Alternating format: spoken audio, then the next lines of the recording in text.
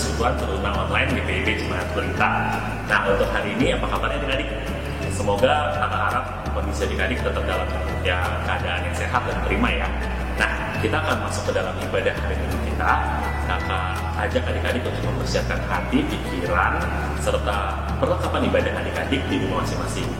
Usahakan adik-adik berada dalam kondisi dan situasi yang memungkinkan untuk ikut ibadah ya. Tetap ikuti ibadah dari awal sampai akhir nanti. Nah, kita akan masuk ke dalam ibadah.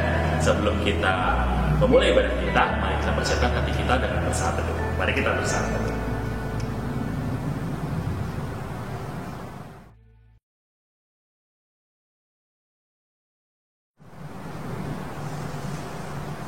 Saat sudah selesai, kita akan masuk ke dalam ibadah kita. Mari kita bernyanyi lagu dari PKJ nomor 4, Anggaplah Hatimu Pada Tuhan.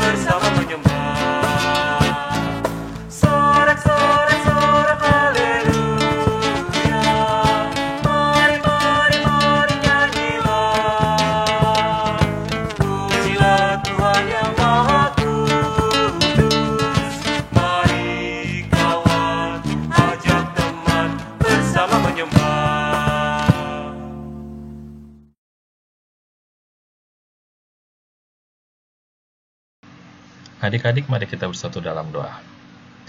Allah Bapa yang bertahta di dalam kerajaan surga, kami mengucap syukur untuk hari baru yang Kau karuniakan kepada kami, sehingga saat ini kami boleh mengikuti ibadah hari Minggu Persekutuan Teruna secara online. Sertai kami di dalam ibadah ini, agar hati kami tertuju padamu dan hanya nama-Mu yang dimuliakan. Engkau memberkati ibadah ini dari awal, pertengahan, hingga akhirnya. Terpujilah nama-Mu, kini dan selamanya. Amin. Kita akan masuk ke dalam pembacaan Mazmur Pujian yang akan dipimpin oleh Kak Danu. Tapi sebelumnya, mari kita bernyanyi dari Gita Bakti 50, Perubahan aja.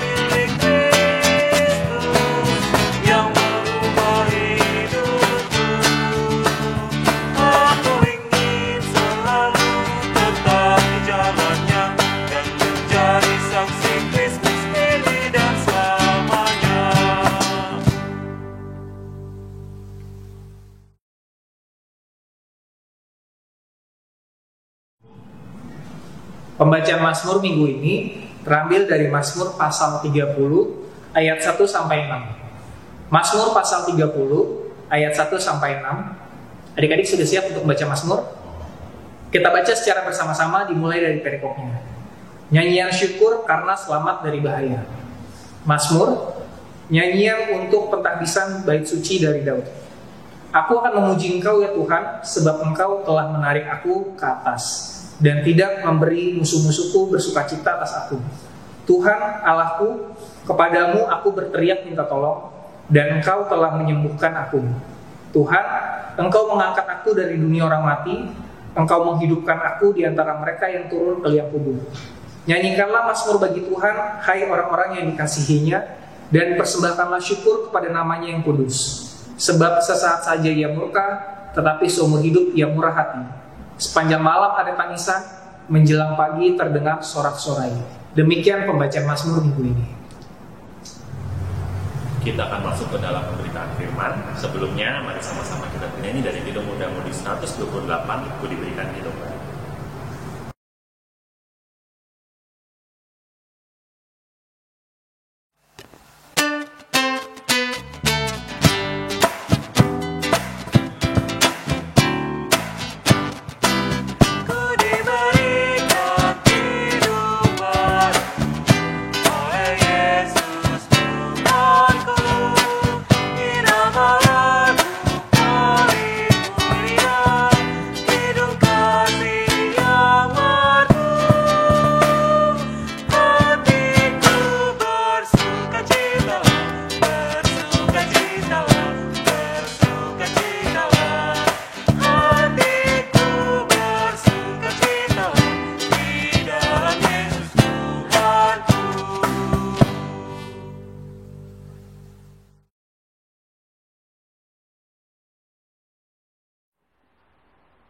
Hai Teruna, selamat pagi.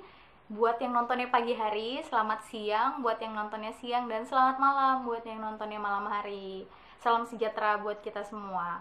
Bersyukur banget ya, hari ini kita masih bisa bertemu walaupun tidak bertatap muka secara langsung.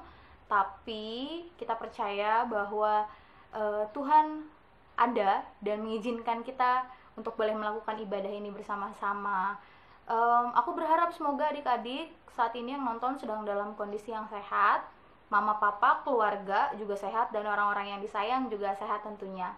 Tapi kalaupun saat ini ada yang sedang dalam kelemahan tubuh, semoga cepat dipulihkan dan nanti kita akan sama-sama bawa dalam doa. Oke, saat ini kita akan masuk dalam pemberitaan firman. Sebelum kita masuk dalam pelayanan firman, nih yang perlu disiapkan, siapin dulu Alkitabnya. Oke. Kalau mau pakai Alkitab boleh, mau pakai handphone boleh, tapi karena kita di rumah aja, jadi kayaknya baiknya tuh kita pakai Alkitab ya. Nah, sebelum masuk dalam pemberitaan firman, mari kita siapkan hati dan pikiran kita sama-sama bersatu di dalam doa, kita berdoa. Tuhan Yesus yang Maha Kasih, kami bersyukur dan berterima kasih untuk penyertaan-Mu yang sempurna dalam kehidupan kami. Kami bersyukur Tuhan kalau pada saat ini kami boleh bersama-sama memuji dan memuliakan nama-Mu meskipun di tempat kami masing-masing. Bapa, berkatilah kami dengan Roh Kudus-Mu agar kami boleh mengerti dan melakukan setiap firman-Mu dalam kehidupan kami. Berkati juga hamba-Mu ya Tuhan yang dipercayakan untuk boleh menyampaikan firman-Mu. Kiranya firman ini boleh menjadi kekuatan dan berkat bagi kami di dalam menjalani hari-hari kami. Inilah ungkapan syukur dan doa kami. Di dalam nama anak Yesus Kristus kami sudah berdoa dan mengucap syukur. Amin. Nah, sekarang kita buka Alkitab kita sama-sama. Kita buka dari kitab Yoel. Nah, adik-adik nih kalau lagi dengar terus ada suara-suara yang lewat, maklumin, dihiraukan aja ya. Kita fokus sama firman Tuhan kita. Nah, kita buka dari Yoel 2 ayat 28 dan 29. Kita akan bacanya bersama-sama. Yoel 2 ayat 28 sampai 29. Lembaga Alkitab Indonesia memberi judul Hari Tuhan. Kemudian daripada itu akan terjadi bahwa aku akan mencurahkan rohku ke atas semua manusia. Maka anak-anakmu laki-laki dan perempuan akan bernubuat. Orang-orangmu yang tua akan mendapat mimpi. Teruna-terunamu akan mendapat penglihatan-penglihatan. Juga ke atas hamba-hambamu, laki-laki dan perempuan, akan kucurahkan rohku pada hari-hari itu. Nah, hari ini kita akan sama-sama berbicara mengenai kitab Yoel. Kalau adik-adik nonton nih, minggu lalu kita juga ngomongin tentang Yoel. Kenapa dalam minggu-minggu ini kita ngomongin tentang Yoel? Aku sih udah gak mau ngebahas lagi ya mengenai latar belakang dari kitab Yoel. Harusnya sih adik-adik udah tahu ya, karena kan udah nonton nih minggu lalu. Cuman kalau kita ulas kembali, Yoel ini memang punya jabatan sebagai nabi. Seperti yang kalian tahu, ketika seseorang dilegitimasikan atau diberikan jabatan gitu ya sebagai seorang nabi, otomatis dia punya sesuatu yang spesial daripada orang-orang lain. Jadi memang Yoel ini di dalam kehidupan dia sehari-hari, dia itu kalau dalam bahasa Alkitabnya itu dia bergaul sekali dengan Tuhan. Jadi dia memang seorang yang tekun, seorang yang rajin, kemudian dia orang yang menuruti apa yang dikatakan oleh firman Tuhan dan dia menjalankannya di dalam kehidupan dia. Jadi karena latar belakang pribadi Yoel yang seperti itu, akhirnya Yoel diberitakan atau Tuhan menjadikan dia sebagai seorang nabi. Apa sih yang menandakan kalau Yoel itu tuh menjadi seorang nabi? Dan apa sih tanda dari nabi-nabi lainnya? Karena banyak banget ya di dalam perjanjian lama nabi-nabi yang kecil gitu katakanlah ya dalam tanda petik, atau nabi-nabi yang besar gitu. Nah, kalau Yoel sendiri tuh masuknya sebagai nabi-nabi kecil karena ceritanya memang nggak terlalu banyak dibaca di dalam Alkitab gitu. Jadi dia masuk dalam nabi-nabi kecil seperti Hosea. Nah, seorang dikatakan sebagai nabi karena saat itu dia punya penglihatan akan sesuatu yang terjadi di masa depan gitu. Seperti yang minggu lalu dibilang, kalau Yoel ini sebenarnya udah ngasih tahu nih sama bangsa Yahudi gitu ya, sama orang-orang Yahudi yang ada di Yehuda, kalau belalang pemakan itu tuh akan menghabiskan tanah mereka gitu, dan mereka akan kekurangan makanan. Nah, seperti itulah contohnya kira-kira. Jadi dia udah tahu bahwa sesuatu akan terjadi ke depannya gitu, dan yang memang terjadi itu sesuatu yang akan membahayakan kehidupan bangsa Yahudi gitu. Nah, kenapa sih Yoel perlu memberitakan itu? Ya sebenarnya tujuannya sederhana. Yoel hanya ingin supaya orang-orang Yahudi ini, orang-orang di Yehuda dan di Yerusalem sekitarnya itu boleh kembali lagi kehidupannya. Tadinya kan mereka menyimpang dari jalan Tuhan gitu ya. Mereka tidak menuruti apa yang difirmankan. Mereka ngambil jalan mereka sendiri sesukanya mereka gitu. Nah, mereka akhirnya diperingatkan seperti itu hanya untuk menyadarkan mereka bahwa Tuhan itu tuh masih memperhatikan mereka. Jadi mereka nggak bisa berbuat seenaknya. Mereka harus menuruti apa yang firman Tuhan katakan gitu. Nah, Yoel ini hadir sebagai seseorang yang memperingatkan mereka. Jadi seseorang bisa dikatakan nabi karena dia bisa bernubuat. Jadi dia bisa mengatakan sesuatu yang kemungkinan akan terjadi di depannya. Nah, untuk saat ini kira-kira nggak ada? Ada nggak nabi-nabi seperti itu? Kayaknya belum ada gitu ya. Nabi-nabi yang atau seseorang yang bilang kayak gitu biasanya masuk dalam golongan nabi-nabi palsu gitu. Karena memang hal-hal seperti ini hanya terjadi dahulu gitu. Sekarang orang-orang yang memiliki penglihatan gitu akan masa depan tidak bisa kita yakini gitu apa yang dia bilang. Jadi semuanya tuh masih misteri kalau untuk saat ini. Tapi saat itu dia menjadi salah satu orang yang dipercaya untuk bisa memberikan nubuatan akan masa depan. Nah, kalau yang kita baca hari ini kan kita baca nih, kalau Lembaga Alkitab Indonesia kasih judulnya tuh Hari Tuhan gitu ya. Nah, apa sih Hari Tuhan? Bahkan Yoel sendiri pun sudah bisa tahu bahwa yang akan terjadi ke depan, bahwa hari Tuhan itu akan datang. Hari Tuhan yang dimaksud sama Yoel adalah proses dari ketika Yesus mati, kemudian Yesus bangkit, Yesus naik ke surga, dan Yesus mencurahkan rohnya kepada manusia gitu. Nah, kalau adik-adik baca nih di ayat 28-29 itu kan dibilang, kemudian daripada itu akan terjadi bahwa aku akan mencurahkan rohku ke atas semua manusia. Nah, ini ada korelasinya dengan bacaan di Kisah Para Rasul mengenai dicurahkannya Roh Kudus kepada manusia. Jadi itulah si Yoel yang hidup di perjanjian lama jauh sebelum masa-masanya Yesus lahir gitu ya. Dia sudah bisa menubuatkan apa yang akan terjadi ke depan. Nah, dalam bacaan kita hari ini dia menubuatkan bahwa Roh Kudus itu, Roh Allah itu akan tercurah kepada manusia atau akan dianugerahkan kepada manusia.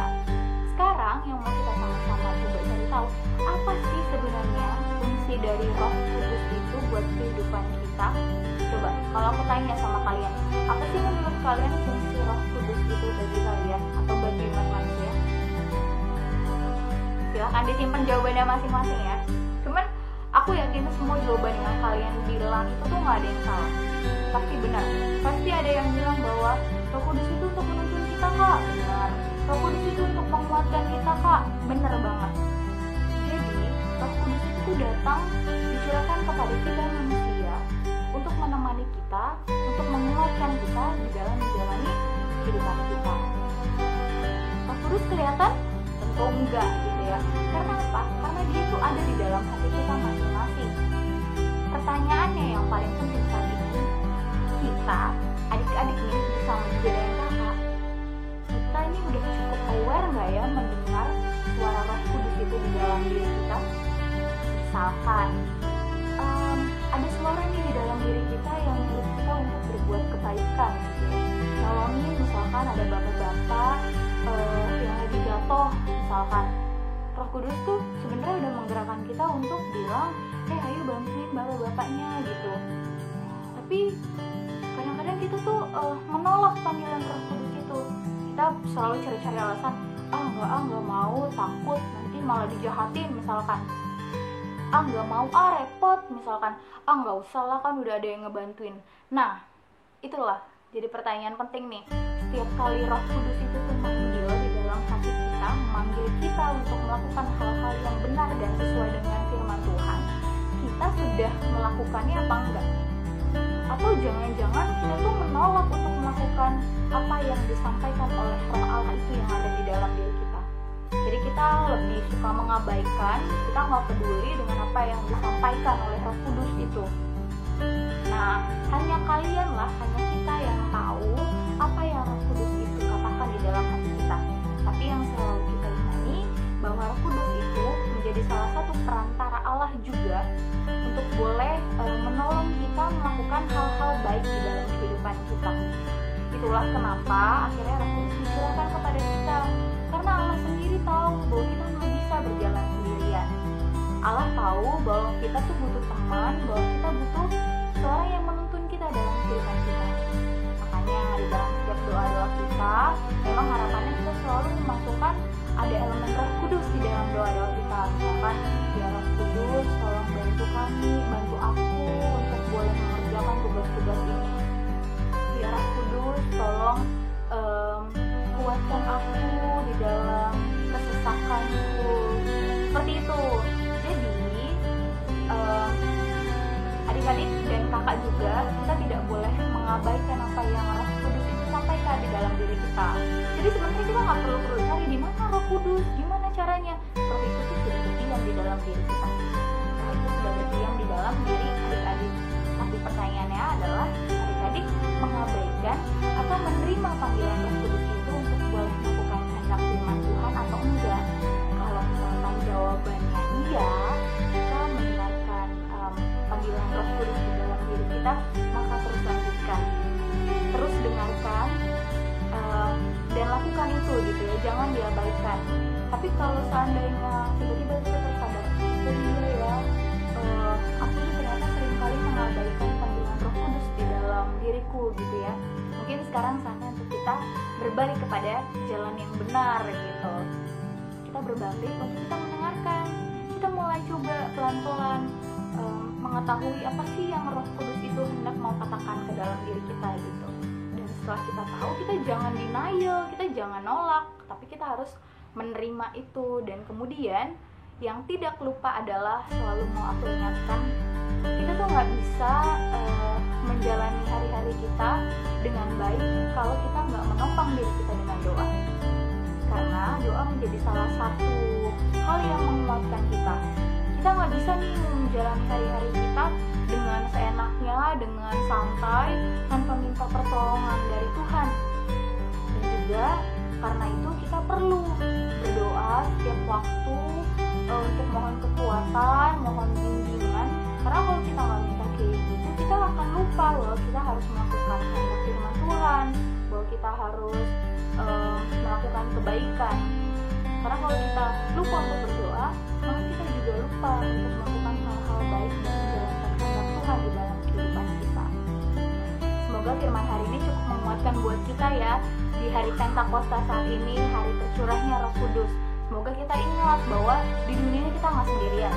Kalau Tuhan Yesus saat ini emang nggak ada buat kita, kalau kalian nggak ngeliat, tapi Dia memberikan Roh Kudus itu di dalam hati kita. Kotak-kotak. Oke, balik lagi. Jadinya kita nggak boleh, juga pelajaran yang kita terima hari ini, kita nggak boleh denial dengan panggilan Roh Kudus itu di dalam diri kita. Kita harus coba menenangkan hati kita, kita coba berpikir jernih supaya Roh Kudus itu buat kedengaran suaranya dan kita boleh melakukan apa yang Roh Allah kehendaki di dalam kehidupan kita. Semoga Roh Allah yang tercurah hari ini juga boleh menguatkan adik-adik, menguatkan kakak dan kakak-kakak lain yang lain juga, bahkan di saat kondisi seperti ini. Kondisi seperti ini kan kita tuh semuanya lemah. Kita nggak bisa berjalan sendirian, kita nggak bisa melangkah sendirian. Oleh karena itu kita harus menopang diri kita di dalam doa supaya kita semakin dikuatkan. Kalaupun kita dalam keterpurukan, kita boleh merasa bahwa kita nggak sendirian. Gitu. Jadi itu saja pemberitaan firman buat hari Minggu ini. Semoga adik-adik boleh semakin dikuatkan. Adik-adik juga yang mungkin saat ini merasa sendirian karena nggak bisa ketemu teman-temannya, tidak merasa kesepian ya, karena Roh Allah itu menemani kita di dalam kehidupan kita sehari-hari, dan Dia yang juga memberikan kita sukacita untuk boleh menjalani kehidupan kita. Demikian pemberitaan firman Tuhan pada hari ini. Tuhan Yesus memberkati. Amin.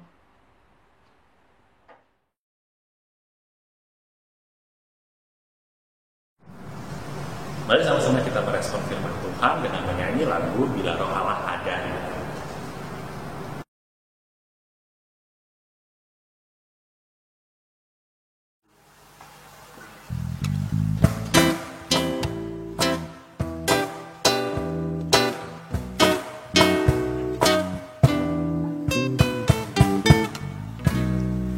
Bila Roh Allah ada di dalamku, ku kan menari seperti Daud menari. Bila Roh Allah ada di dalamku, ku kan menari seperti Daud menari. Ku kan menari, ku kan menari, ku kan menari seperti Daud menari. Ku kan menari, ku kan menari, ku kan menari seperti Daud menari.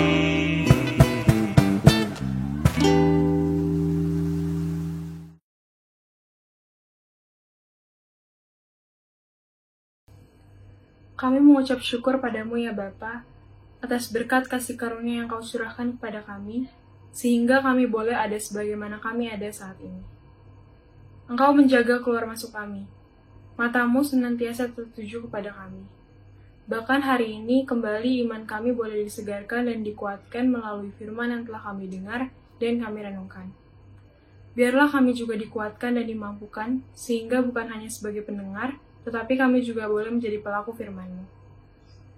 Pada ibadah kali ini, kami anak-anak-Mu ingin datang dan berdoa di hadapan-Mu. Kami mau mendoakan bangsa Indonesia, bangsa di mana kami hidup.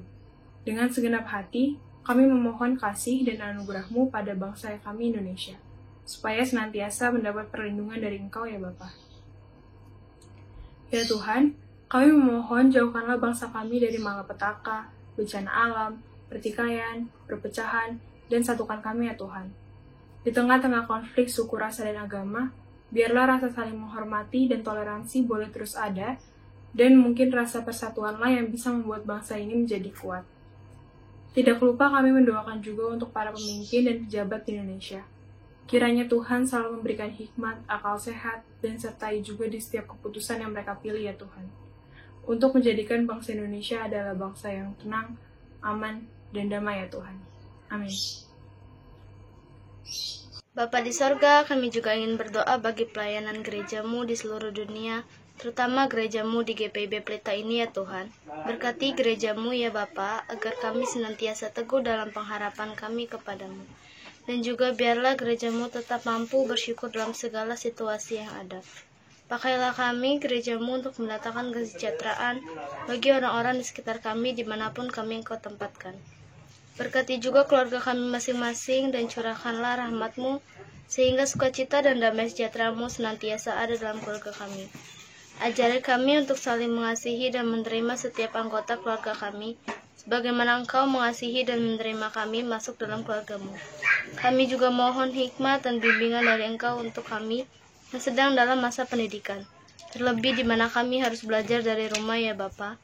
Ajar kami untuk tetap mengucap syukur dan belajar dengan tekun, sehingga melalui pendidikan kami nama-Mu akan dimuliakan.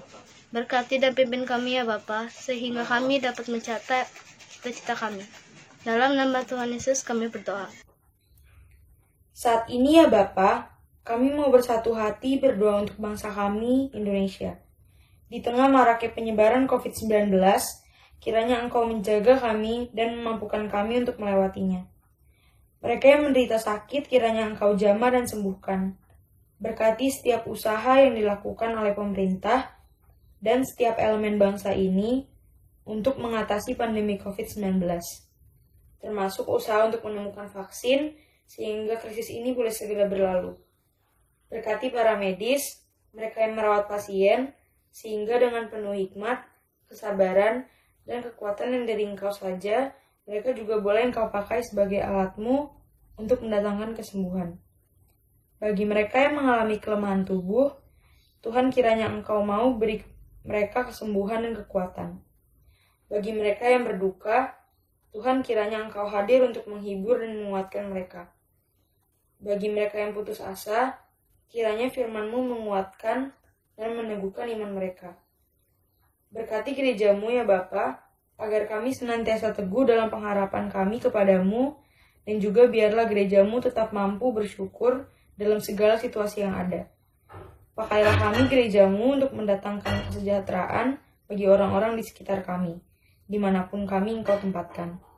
Inilah doa dan ungkapan syukur kami yang kami naikkan hanya di dalam nama Tuhan Yesus yang telah mengajarkan kami berdoa. Bapa kami yang di surga, dikuduskanlah nama-Mu, datanglah kerajaan-Mu, jadilah kehendak-Mu di bumi seperti di surga. Berikanlah kami pada hari ini makan kami yang secukupnya, dan ampunilah kami yang akan kesalahan kami, seperti kami juga mengampuni orang yang bersalah kepada kami. Dan janganlah bawa kami ke dalam cobaan, tapi lepaskanlah kami daripada yang jahat.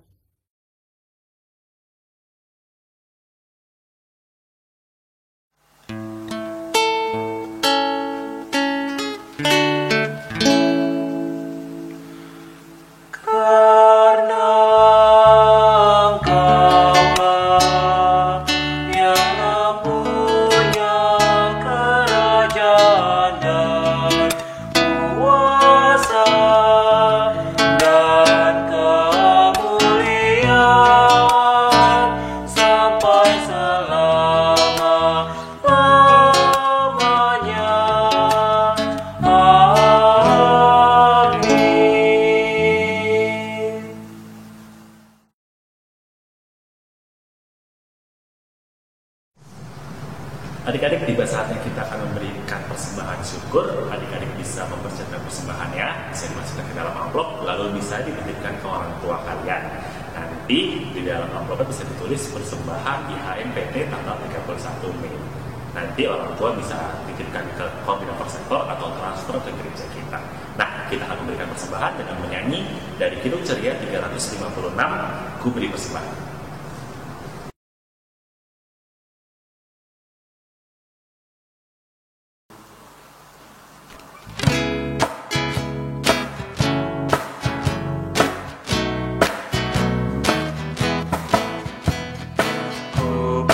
Persembahan pada Tuhanku, sambil puji Yesus, Juru Selamatku.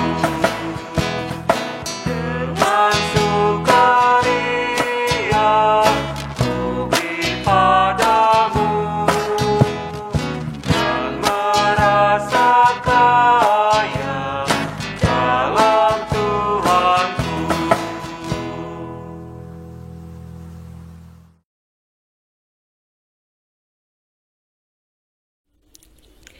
Adik-adik, mari kita doakan persembahan kita. Mari kita berdoa.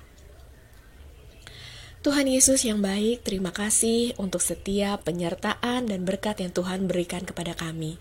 Tadi kami telah memberikan persembahan kami, kiranya Tuhan boleh memberkati setiap pemberian daripada kami. Dan kiranya persembahan kami boleh menjadi alat-Mu untuk memperluas kerajaan-Mu.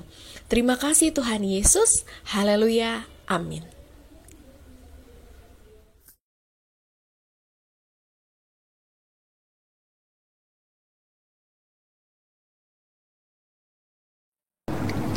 Hai adik-adik, Warta Teruna minggu ini. Yang pertama, untuk ibadah hari Minggu PLK Teruna minggu depan tanggal 7 Juni 2020 masih dilakukan secara online ya. Jadi nanti adik-adik bisa kunjungi channel YouTube GPIB Pelita. Yang kedua, untuk kegiatan PLK Teruna, baik itu latihan futsal, latihan musik masih ditiadakan. Untuk info selanjutnya bisa ditunggu dari kakak-kakak pengurus. Nah, untuk informasi tambahan minggu ini, Kaldo mau kasih tips, yaitu life hacks. Jadi, alat-alat yang dibutuhin apa aja? Yang pertama itu, adik-adik perlu gunting. Yang kedua, adik-adik perlu balon. Dan yang ketiga, adik-adik perlu gelas. Kenapa gelas? Jadi gini, buat adik-adik mungkin yang di rumah sering mecahin gelas mamanya, dan sering dimarahin karena itu, ini berguna nih buat adik-adik. Nah, Kaldo mau bagiin caranya. Yang pertama, adik-adik bisa ambil balonnya, lalu adik-adik persiapkan guntingnya juga. Lalu adik-adik harus potong balonnya itu tepat di leher yang paling bawah dari bagian balon, seperti ini. Oke, dipotong. Oke, nah yang ini tidak digunakan. Yang ini adik-adik bisa gunakan untuk menjadi penyangga gelas. Jadi sebagai pengganti tatakan gelas nih, daripada adik-adik harus beli ke supermarket, adik-adik tinggal sediain balon, lalu lakukan yang tadi Kaldo contohkan. Sekarang saatnya masukkan gelasnya ke bagian dalam balonnya, seperti ini. Nah,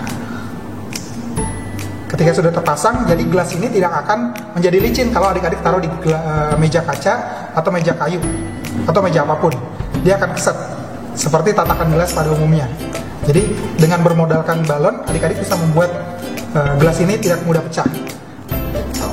Oke, sekian life hacks untuk minggu ini. Buat adik-adik, jangan lupa untuk selalu menggunakan masker,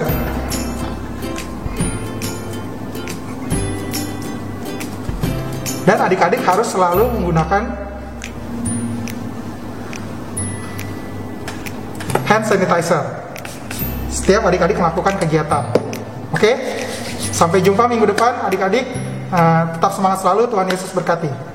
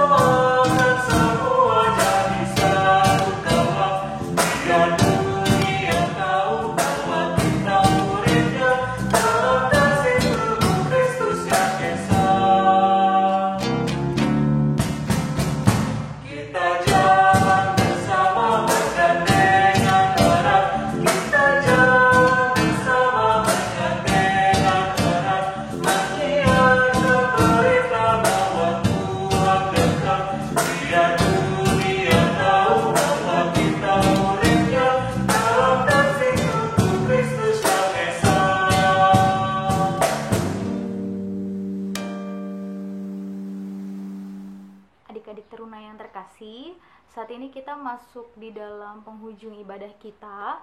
Kita akan menerima berkat dari Tuhan. Namun sebelumnya aku kembali mau mengingatkan adik-adik, meskipun kita semua di rumah aja, bukan berarti firman ini tidak bisa kita lakukan dalam kehidupan kita sehari-hari.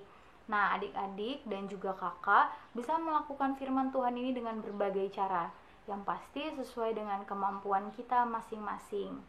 Jadi harapannya firman Tuhan saat ini tidak hanya kita dengar, tapi juga kita lakukan di dalam kehidupan kita sehari-hari. Saat ini mari kita siapkan hati kita untuk menerima berkat dari Tuhan. Terimalah berkatnya. Tuhan Allahmu memberkati engkau dalam segala pekerjaan tanganmu. Yesus Kristus putranya yang kudus akan memperhatikan perjalananmu di tengah tantangan dunia yang kamu hadapi. Dan ia mengaruniakan rohnya yang kudus untuk menguatkan dan menghiburmu sejak saat ini, esok, dan kekal selama-lamanya.